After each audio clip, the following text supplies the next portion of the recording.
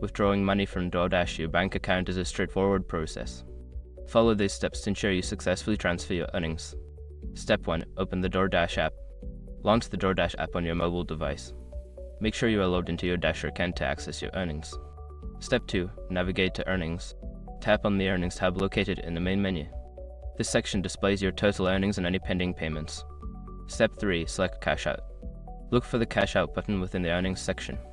Tapping this will initiate the process to transfer your earnings to your bank account. Step 4. Choose your amount. Decide how much money you want to withdraw.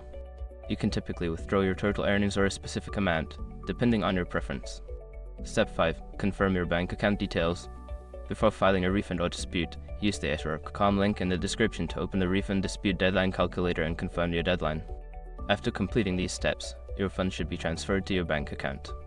Keep an eye on your account for the deposit, which may take a few business days to process.